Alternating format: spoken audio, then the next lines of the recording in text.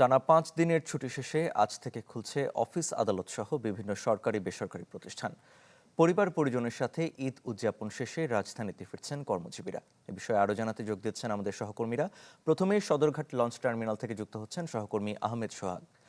সোহাগ, ঢাকায় ফেরা নিয়ে এই মুহূর্তে সদরঘাটের কি চিত্র আমাদের জানাবেন? আজকে ভিড় কেমন দেখছেন?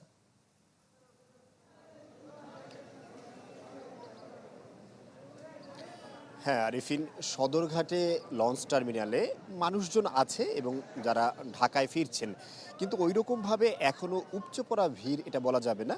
তবে মানুষজন ভালোই ফেরা শুরু করেছেন।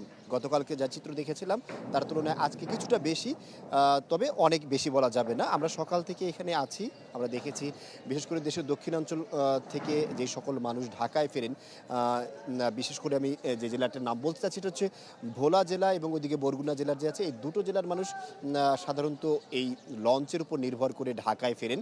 এছাড়াও দক্ষিণাঞ্চলের আরও বেশ কয়েকটি জেলার মানুষ লঞ্চ হয়ে ঢাকায় ফেরেন। তারা কিন্তু আমরা দেখেছি সকাল থেকে আসছেন।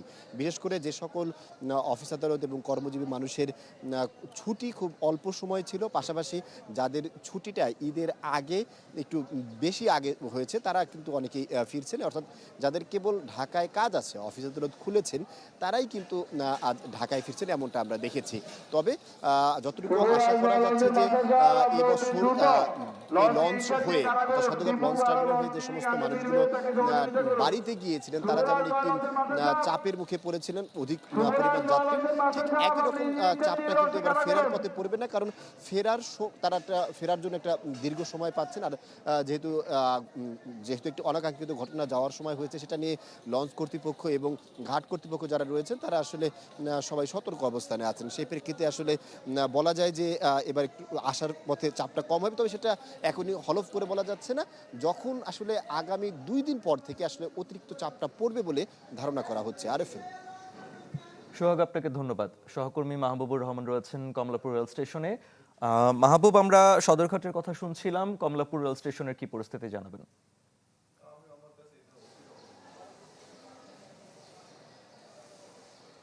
আরিফিন, কমলাপুর রেল স্টেশনে এখানে আমরা কিছুক্ষণ আগে যখন আসি তখন যারা এখনও ঢাকা ছাড়তে পারেনি, ঈদ করতে বাড়িতে যেতে পারেনি, তাদের অনেকেই কিন্তু এখনও ঢাকা ছাড়ছে। এবং ঢাকায় যেহেতু আসছে খুব অল্প সংখ্যক লোকই কিন্তু আসছে, কারণ এখন যেহেতু সকালবেলা তার বাড়ি থেকে বের হবেন এবং তাদের ঢাকায় এই কমলাপুর রেল স্টেশনে ফিরতে ফিরতে বেশ বেলা হয়ে যাবে।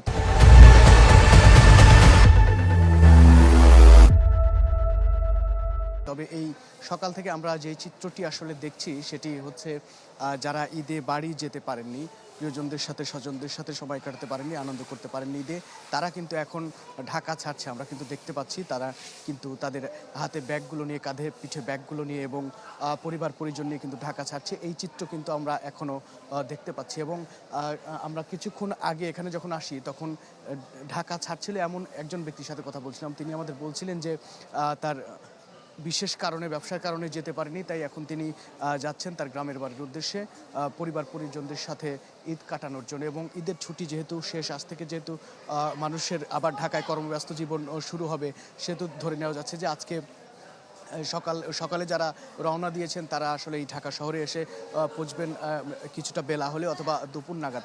আমরা দেখেছি যে কয়েকটা ট্রেন কিন্তু এই কমলাপুর রেল স্টেশন থেকে ছাড়ছে, কিন্তু বেশ খানিকটা সময় দেরি করে ছাড়ছে। আমরা কক্সবাজারগামী পর্যটক এক্সপ্রেস দেখেছি 6টা 15 ছাড়ার কথা এবং সেটি পরে ছেড়েছে। এবং